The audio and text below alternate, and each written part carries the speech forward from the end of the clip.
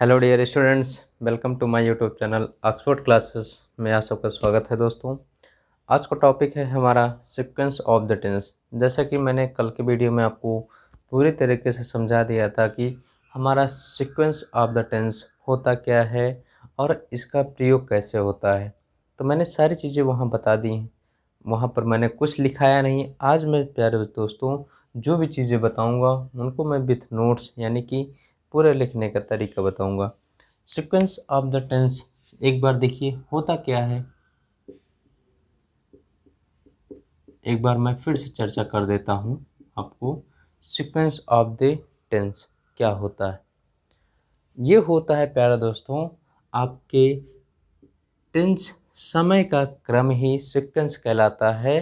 समय का क्रम ही सीक्वेंस कहलाता है, उसी को सीक्वेंस ऑफ द टेंस कहते हैं। और इसमें आपको एक डिपेंडेंट क्लॉज मिलेगी और एक इंडिपेंडेंट क्लॉज मिलेगी। डिपेंडेंट क्लॉज को हम सबऑर्डिनेट क्लॉज कहते हैं और इंडिपेंडेंट क्लॉज को प्रिंसिपल क्लॉज कहते हैं। क्यों? क्योंकि इंडिपेंडेंट मिस होता है स्वतंत्र, और स्वतंत्र क्लॉज कौन होता है?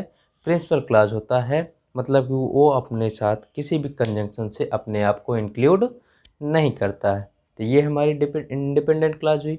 डिपेंडेंट क्लॉज मतलब कि वो क्लॉज जो अपने प्रिंसिपल क्लॉज पर आश्रित हो, डिपेंड हो, वो हमारी डिपेंडेंट क्लॉज होती है। उसी को हम सबऑर्डिनेट क्लॉज कहते हैं। तो यही मैं बता रहा था कि सीक्वेंस ऑफ द टेंस में कम से कम आपको दो क्रियाएं मिलेंगी, यानी कि दो क्लॉज मिलेंगे, एक डिपेंडेंट क्लॉज एक इंडिपेंडेंट क्लॉज मिलेंगे, जिसमें उन्हीं दोनों क्लॉजों का जो टेंस का क्रम होगा उसी को हम लोग क्या कहते हैं? Sequence of the tense. तो एक एक बातें सीखते हैं, एक एक बात नोट करते हैं दोस्तों। जरा देखिए, ठीक है, चलिए।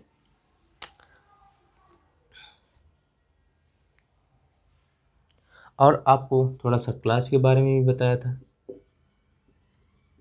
क्लॉज क्या होता है? क्लॉज होता है कि शब्दों का ऐसा समूह या a combination of words which gives a sense but not complete. A combination of words which gives a sense but not complete is called clause। यानी कि शब्दों का ऐसा समूह जो आपको कुछ अर्थ तो दे लेकिन कंप्लीट अर्थ न दे, क्या कहलाता है? हमारा क्लॉज कहलाता है। Do you understand? बात समझ में आई? तो इसी को हम लोग क्लॉज कहते हैं। क्लॉज हमारे कितने प्रकार के होते हैं? क्लॉज तीन प्रकार के होते हैं दोस्तों। क्लॉज, ये सब लिखने वाली बातें हैं। क्लॉज तीन प्रकार के होते हैं, तीन प्रकार के होते हैं। पहला प्रिंसिपल क्लॉज। क्या होता है दोस्तों? पहला प्रिंसिपल क्लॉज। दूसरा कोऑर्डिनेट क्लॉज।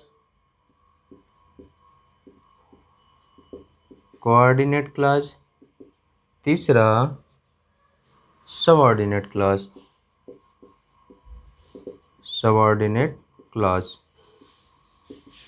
प्रिंसिपल क्लॉज यानी कि हमारा मुख्य वाक्य होता है। क्या होता है भाई? मुख्य वाक्य। ठीक है दोस्तों। कोऑर्डिनेट क्लॉज समानपदी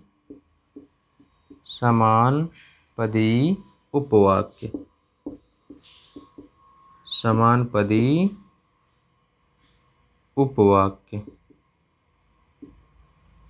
और आपका सबऑर्डिनेट क्लॉज होता है ये जो आश्रित पदी। क्या होता है भाई? आश्रित पदी उपवाक्य। बात समझ में आई आपको दोस्तों? जरा देखिए यहाँ पर भाई, ठीक है, इतनी बातें समझ में आई। अब आइए जरा थोड़ा सा क्लॉज और फ्रेज का एग्जाम्पल देखते हुए इनको हम आगे बढ़ाते हैं। ये यहाँ तक आपको समझ में आया ना तीनों क्लॉज। देखिए मैं जैसे एक आपको एग्जांपल देता हूँ, यहाँ पर आप देख लीजिएगा। इसमें आप black bird sitting on the tree flu away.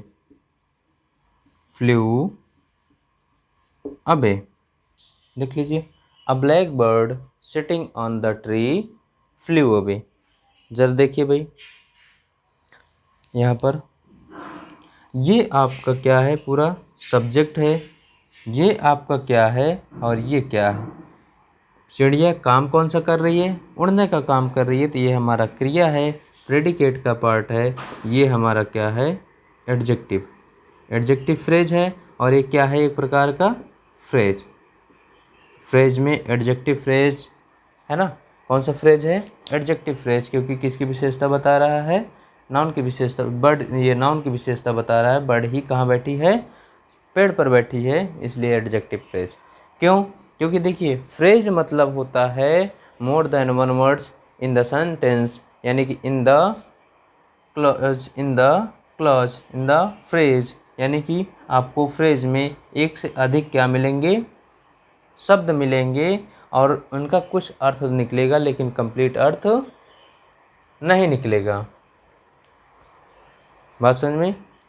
और यहाँ मैंने थोड़ी सी डेफिनेशन आपको गलत लिखा दी है दोस्तों, एक बार ध्यान दीजिएगा। मैंने कहा, सॉरी उसके लिए, a combination of word which gives a sense, which gives a complete sense.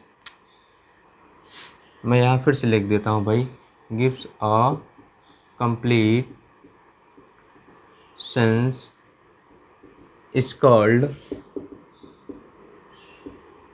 Clause.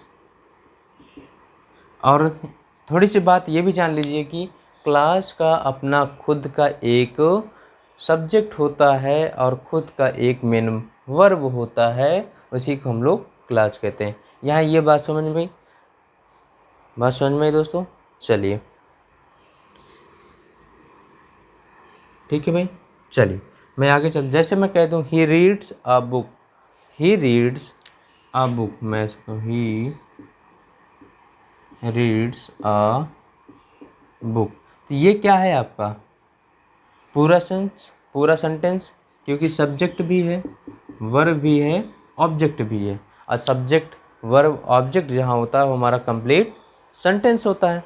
तो एक बात ज़रा यहाँ बताइए कि हमारा जो क्लॉज है,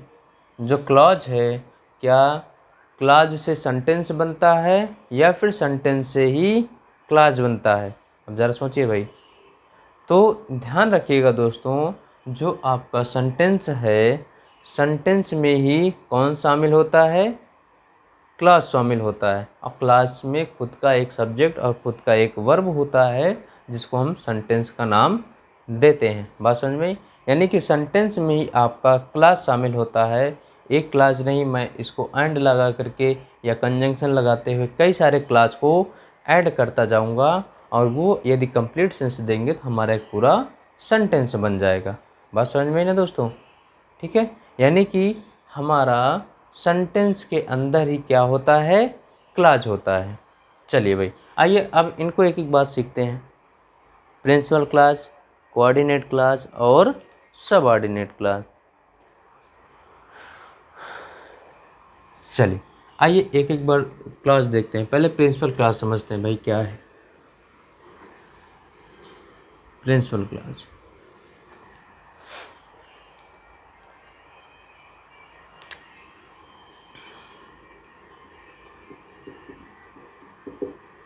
प्रिंसिपल क्लॉज, अब इसकी चर्चा करें तो इसको हम क्या कहते हैं, मुख्य उपवाक्य। क्या कहते हैं भाई, मुख्य उपवाक्य। तो चलिए लिखिए, these clause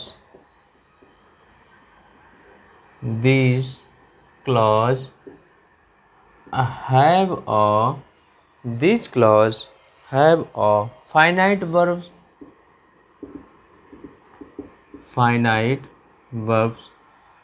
these clause have a finite verb and make a complete sense is called principal class। Principal class, मैंने कहा कि जो आपका क्लास है प्रिंसिपल क्लास है, यदि उसका एक फाइनाइट वर्ब है और एक कंप्लीट सेंस दे रहा है तो हमारा क्या कौन सा क्लास कहलाता है? प्रिंसिपल क्लास कहलाता है। बात समझ में आई दोस्तों? प्रिंसिपल क्लास को ही हम देखिए, प्रिंसिपल क्लास को ही हम इंडिपेंडेंट क्लास कहते हैं। इंडिपेंडेंट क्लास कहते हैं। इंडिपेंडेंट क्लॉज स्वतंत्र वाक्य, स्वतंत्र उपवाक। अब जब स्वतंत्र है, जब जिसका खुद का जो है अपना मेन वर्ब अपनी क्रिया है, तो वो क्या है? स्वतंत्र है। और ख़ास बात कि प्रिंसिपल क्लॉज किसी भी कंजंक्शन से अपने आप को नहीं जोड़ता है। बात समझिए, कंजंक्शन या प्रीपोजिशन से अपने आप को नहीं जोड़ता है। ये आप क्या है, यानी कि लगा हुआ नहीं होता। जैसे मैं आपको एग्जांपल दूं, देखिए, he was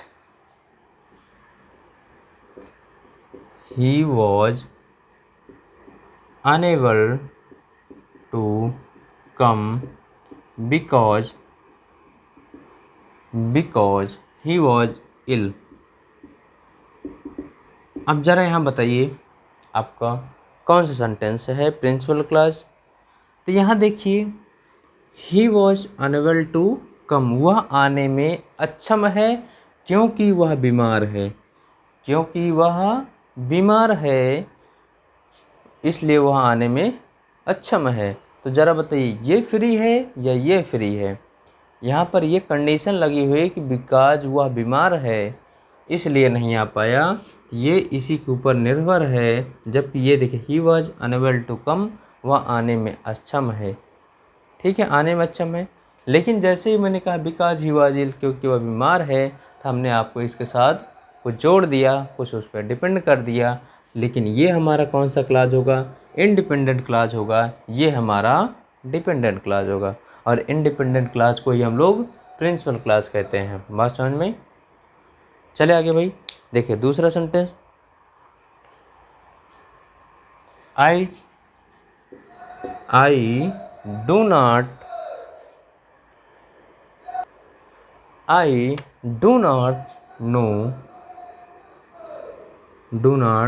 नो, मैं नहीं जानता, why he does not come to school. बताइए भाई ज़रा, मैं नहीं जानता कि वह स्कूल क्यों नहीं आता है। वह स्कूल क्यों नहीं आता है, मैं नहीं जानता। ये आपका प्रिंसिपल क्लास है। और ये जो क्लास आपका लगा हुआ है, किसके साथ लगा हुआ है? व्हाई के साथ लगा हुआ है। ये आपका क्या है? दूसरी क्लास है। बात समझ में? तो ये अपनी क्लास से अपने आप को स्वतंत्र रखा है, तो इसलिए ये अपना प्रिंसिपल क्लास हो गया। बात समझ में? चले आगे भाई, देखिए, आइए सबऑर्डिनेट क्लास चलते हैं। सबऑर्डिनेट क्लास,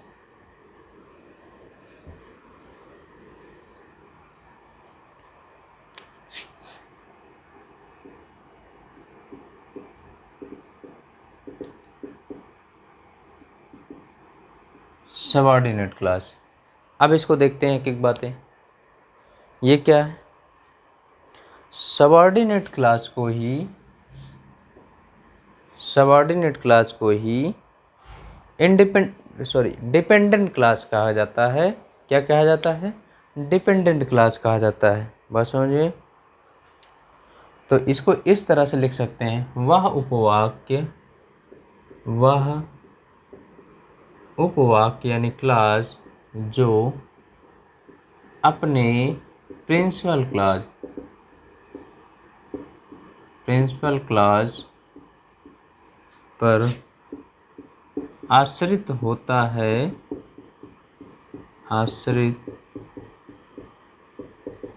है डिपेंडेंट क्लास कहलाता है। डिपेंडेंट क्लॉज कहलाता है। बात समझ में आई भाई? यानी कि वह उपवाक्य जो अपने प्रिंसिपल क्लास पर निर्भर हो वही क्या कहलाता है आपको? डिपेंडेंट क्लास कहलाता है। और डिपेंडेंट क्लास क्या है? अब ज़रा एग्जांपल समझ लीजिए भाई। मैंने एग्जांपल बताया, I like music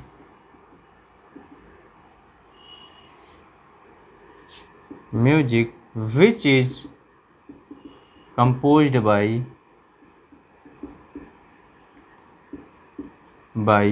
A.R. Rahman.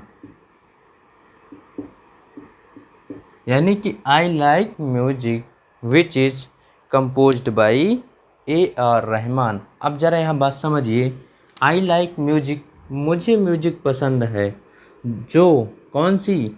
जो A.R. रहमान द्वारा कंपोज की गई है, बनाई गई है। यानी कि कंडीशन यहाँ देखिए, which is composed by A.R. Rahman, तो कौन सा क्या है भाई? म्यूजिक। A.R. रहमान द्वारा क्या कंपोज किया गया? म्यूजिक, जो कि मुझे पसंद है। ये जो है इस क्लास के ऊपर डिपेंड है।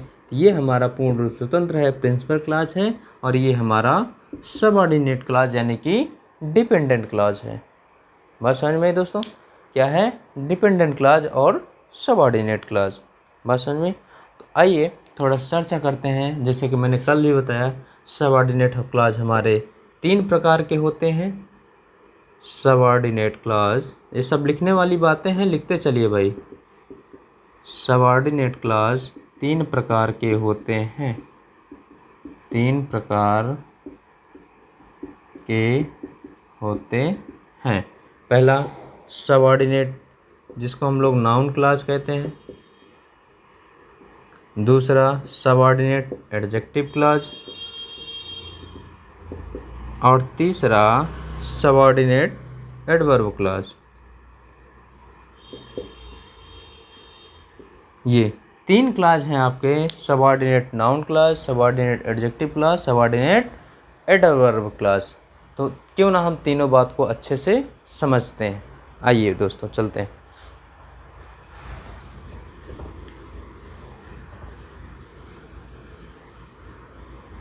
अब सबऑर्डिनेट के अंतर्गत तीनों बातें सीख लेंगे, तब हम आपको कोऑर्डिनेट पढ़ाएंगे। पहले सबऑर्डिनेट समझते हैं। देखिए, सबऑर्डिनेट नाउन क्लास।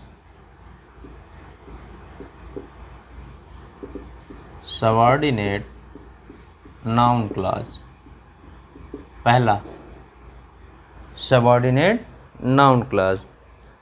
ठीक है भाई। A clause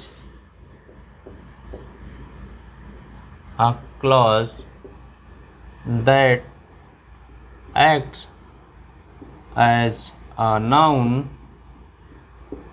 in a sentence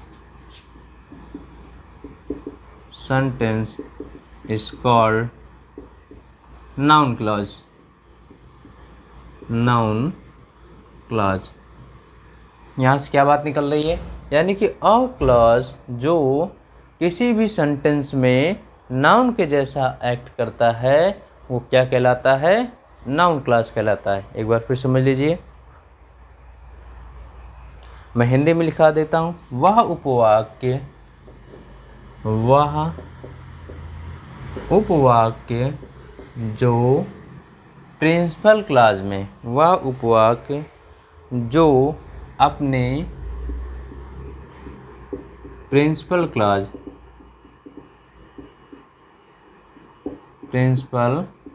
clause के नाउन के रूप में, नाउन के रूप में कार्य करता है, क्या कहलाता है भाई हमारा? सबऑर्डिनेट, सबऑर्डिनेट नाउन क्लॉज कहलाता है। यानी कि कुल मिलाकर कहने का मतलब ये है कि जो प्रिंसिपल क्लॉज में होगा और जो सबऑर्डिनेट क्लॉज होगा, यानी कि जो इंडिपेंडेंट क्लॉज होगा और जो डिपेंडेंट क्लॉज होगा, उसमें आपको उस नाउन की चर्चा देखने को मिलेगी। ज़रा मैं एग्जांपल से आपको बताता हूँ। देखिए दोस्तों, आई एग्जांपल है, I know the boy who is an IAS officer. बात समझिएगा, हमने कहा a clause that acts as a noun in a sentence is a called noun clause.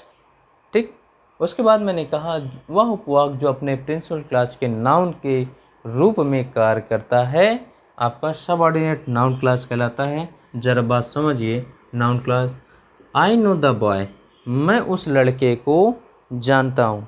I know the boy, मैं उस लड़के को जानता हूँ। पहली बात तो यहाँ प्रिंसिपल क्लॉज और सबऑर्डिनेट क्लॉज हम छांटते हैं तो हमारा प्रिंसिपल क्लॉज देखिए किसी भी कंजंक्शन से लगा नहीं हुआ है, अपूर्ण रूप से स्वतंत्र है। Who is an IAS officer, अब ये हमारा सबऑर्डिनेट क्लॉज यानी कि डिपेंडेंट क्लॉज हो गया। जब ये हमारा डिपेंडेंट क्लॉज हो गया तो बताइए, अब डिपेंडेंट क्लॉज में मैंने ये कहा कि डिपेंडेंट क्लॉज यानी सबऑर्डिनेट क्लॉज, आपको पहली बात अब नाउन क्लॉज ढूंढना है। नाउन क्लॉज कैसे हुआ? आई नो द बॉय, मैं उस लड़के को जानता हूँ। हु इज IAS ऑफिसर, तो कौन IAS ऑफिसर है भाई? IAS, क्या है? The boy. कौन है? द बॉय, यानी कि बॉय ही क्या है? IAS ऑफिसर है। और बॉय देखिए ऑब्जेक्ट के रूप में हमेशा क्या आता है? नाउन या प्रोनाउन आता है। तो ये आपका बॉय है। बॉय आपका क्या है? एज अ नाउन, तो यहाँ नाउन के रूप में काम कर रहा है, इसलिए हमारा क्या है? Noun clause, subordinate noun clause, noun clause. बात समझ में आई? कैसा क्लॉज हो गया? Subordinate noun clause. चले भाई,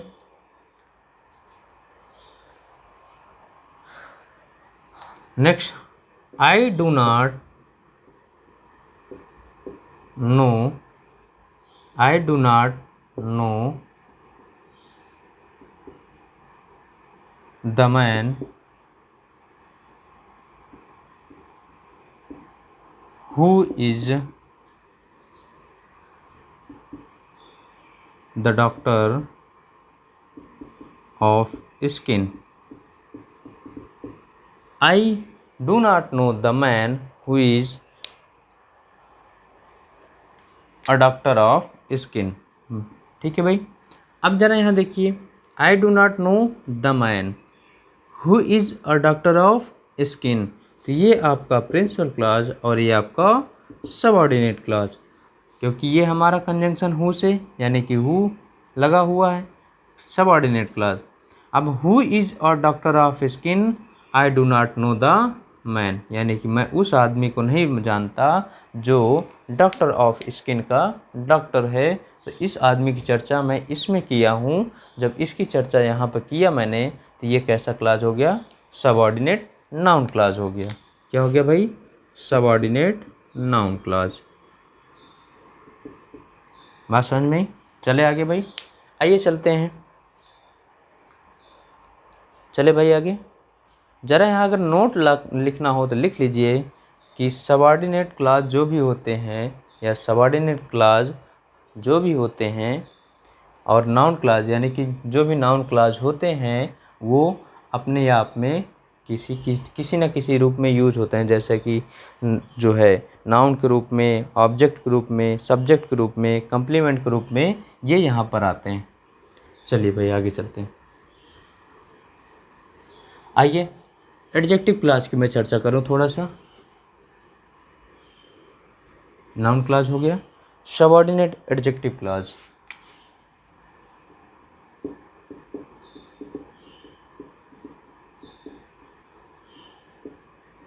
देखिए भाई, सबऑर्डिनेट एडजेक्टिव क्लास, जैसे कि एडजेक्टिव से आप लोग जानते हैं कि वो क्या करेगा, विशेषता बताएगा। किसकी विशेषता? अब देखिए किसकी विशेषता बताता है, बात समझिएगा। देखिए जैसे मैं कह दूं आई लाइक, मैं कह दूं दोस्तों आई लाइक, या फिर जो है आगे पहले इसकी थोड़ी सी डिफिनेशन लिख लीजिए। वह उपवाक्य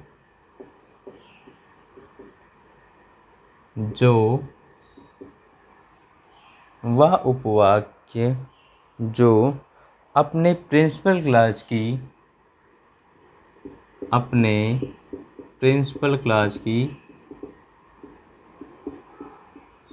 की विशेषता बताता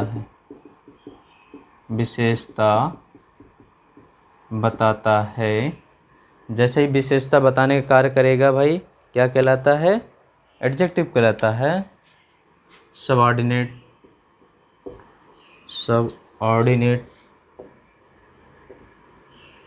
एडजेक्टिव क्लास कहलाता है।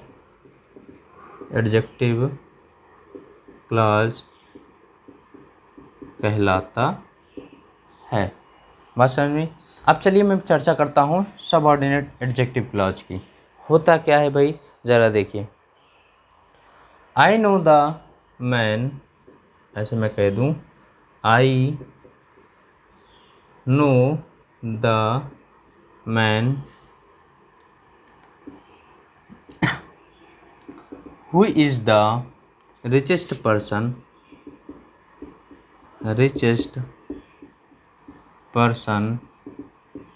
in the village। बात समझ में?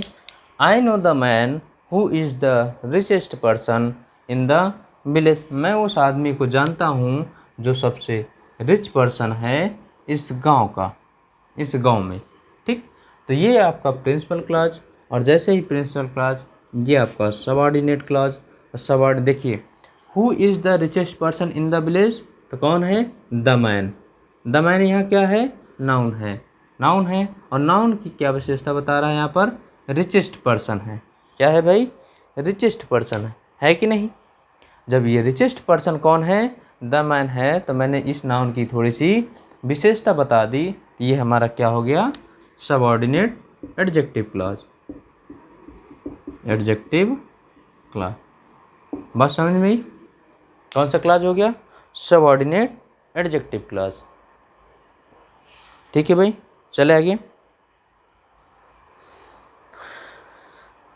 चल दूसरा example, the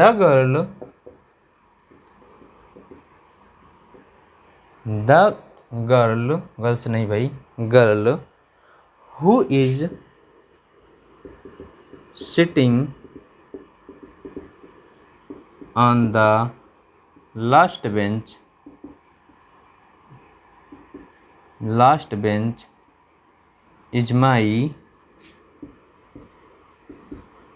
is my sister।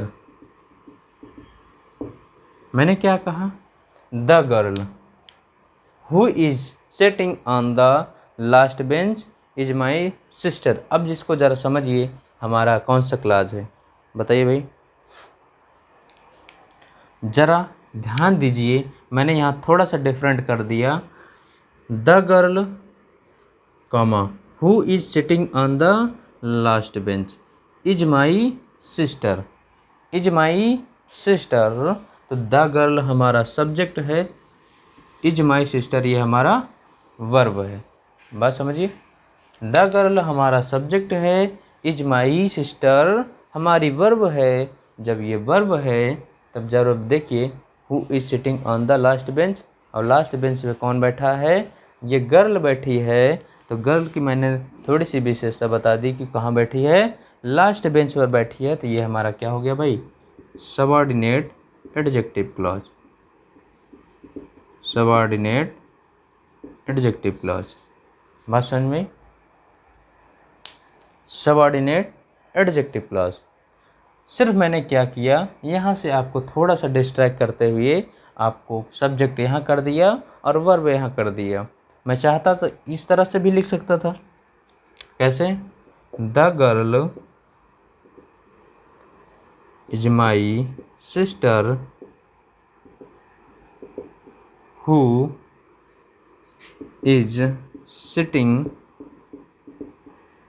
On the last bench, last bench, इस तरह भी कर सकता था। तब तो आप तुरंत पकड़ लेते, the girl is my sister, ये principal clause, who is sitting on the last bench, ये सबऑर्डिनेट क्लॉज, और द माई सिस्टर की चर्चा हो रही है जो सिट बैठी है लास्ट बेंच पर, तो यानी कि थोड़ी सी चर्चा हुई, उसकी विशेषता बताई गई, यानी कि वो आपका सबऑर्डिनेट एडजेक्टिव क्लॉज। बात समझ। लेकिन मैंने यहाँ क्या किया, थोड़ा सा आपको सब्जेक्ट यहाँ रख दिया और उसके बाद हमने कॉमा लगा करके वर्ब को लास्ट में कर दिया। तो इस तरह से आप कन्फ्यूजन मत होइए कि जो है इसी तरीके से आएगा, इस तरीके से भी आपको पूछा जा सकता है। चलिए आगे चलते हैं। आइए सबऑर्डिनेट एडवर्ब क्लॉज देखते हैं दोस्तों। अब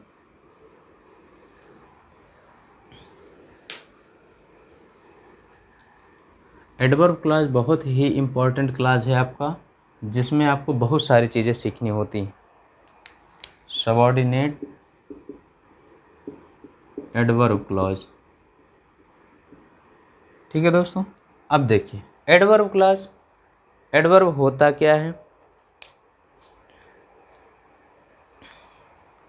a clause that acts in a sentence as a adverb is called adverb clause। मैंने कहा कि वो क्लॉज जो किसी भी सेंटेंस में एडवर्ब के रूप में कार्य करता है वो क्या कहलाता है, एडवर्ब क्लॉज कहलाता है। मैंने कहा फिर से थोड़ी सी डिफिनेशन लिख लीजिए, अ clause that act as a adverb in a sentence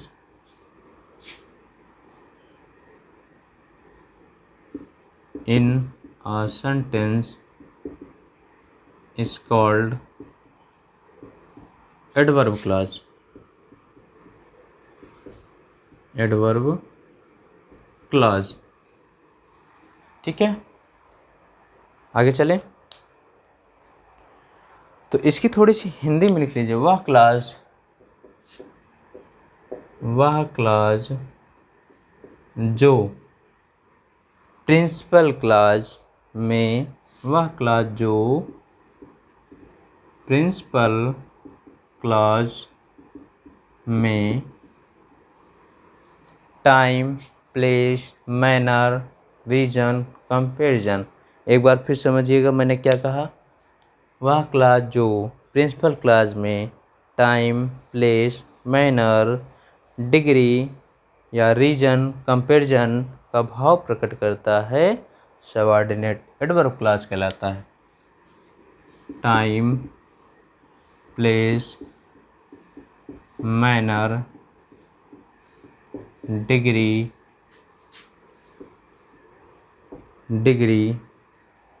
reason, comparison,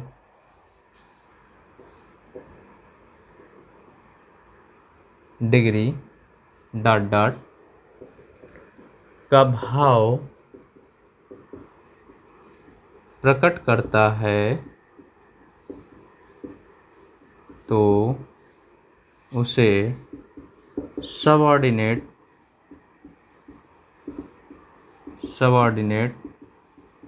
adverb clause कहते हैं। सबऑर्डिनेट एडवर्ब क्लॉज कहते हैं।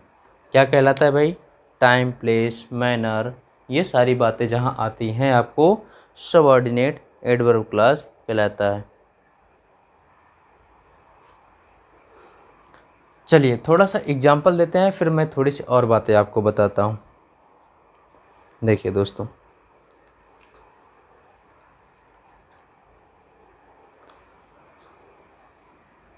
व्हेन, एग्जाम्पल देखिए, when I return home,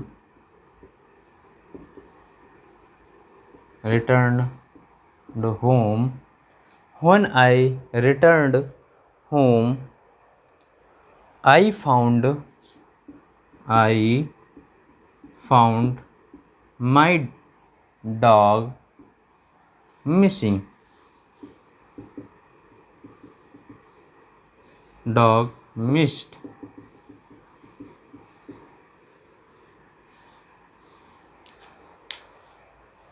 When I returned home, I found my dog missed. यानी कि जब मैं घर लौटा मैंने पाया कि मेरा कुत्ता खो चुका था। हैड मिस्ड होगा, ठीक है भाई। When I returned home, I found my dog had missed. ठीक है भाई, बात समझ में आया। यानी कि जब मैं लौटा मेरा कुत्ता खो गया था। तो यहाँ देखिए when क्या दिखाता है आपको, एडवर्ब ऑफ टाइम, ये इसके साथ लग करके आया है तो एडवर्ब क्लॉज हुआ, ये आपका प्रिंसिपल क्लॉज हुआ, ये सबऑर्डिनेट एडवर्ब क्लॉज। बात समझ, ये सबऑर्डिनेट एडवर्ब क्लॉज, ये आपका प्रिंसिपल क्लॉज। बात समझ में। चले आगे देखिए भाई, आइए दूसरा सेंटेंस चलते हैं। दूसरा सेंटेंस लिखिए, all students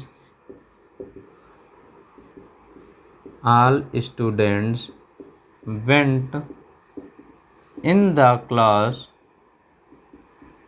all students went in the class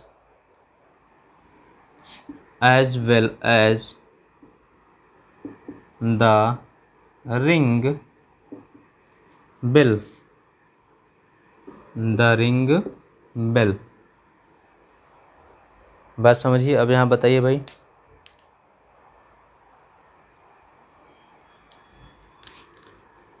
बोलिए भाई।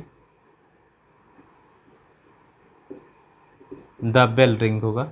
All students went in the class, सभी बच्चे सभी छात्र क्लास में चले गए।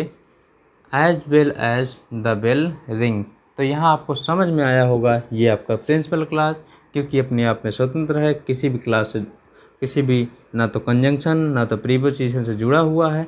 ये आपका सबऑर्डिनेट क्लास है। और सबऑर्डिनेट क्लास में आपको एज वेल एज कौन सा कंजंक्शन है भाई, ज़रा बताइए। एज वेल एज, ये प्लेस है, टाइम है, मैनर है, डिग्री है, फ्रिक्वेंसी है। आपको इनमें से कोई भी आपको एक क्लास यहाँ पर एक कंजंक्शन मिलने वाला है, जो उस चीज़ से जुड़ा होगा वो हमारा क्या होगा, subordinate adjective clause. Subordinate adjective clause. बात समझ में। तो थोड़ी सी मैं अब यहाँ पर आपको बताने वाला हूँ, अभी आगे और क्लियर होगा, ध्यान दीजिए। मैं यहाँ पर थोड़ी सी चर्चा करने वाला हूँ कि जो हमारी सबऑर्डिनेट क्लॉज होती है, इसमें आपको क्या बातें ध्यान रखनी है। सबऑर्डिनेट क्लॉज, इसमें आपको ध्यान रखना है, ये मैं इस तरह से थोड़ा सा बनाता हूँ। सबऑर्डिनेट क्लॉज में ही आपको, यानी कि जो subordinate adjective adverb clause, subordinate adverb clause है भाई। इसकी मैं चर्चा करूँ तो इसमें क्या क्या आपको शो करता है। पहली बात तो टाइम, दूसरा प्लेस, तीसरा मैनर, टाइम प्लेस मैनर, आगे भाई रीजन, चौथा रीजन, पांचवा कंपैरिजन। इतनी बातें आपको एडवर्ब क्लास से मालूम होनी चाहिए। क्या? Time, place, manner, reason and comparison. बात समझ में? चलिए, टाइम व्हेन हमेशा क्या दिखाता है? टाइम दिखाता है। ठीक है भाई। जब हम क्रिया से व्हेन का प्रश्न करेंगे तो जब क्रिया से व्हेन का प्रश्न होने लगेगा तुरंत क्या समझिए कौन सा क्या दिखाता है? टाइम दिखाता है। यदि क्रिया से हमारा वेयर का प्रश्न करने पर जो आंसर मिलने लगे वो हमारा क्या दिखाता है? प्लेस दिखाता है।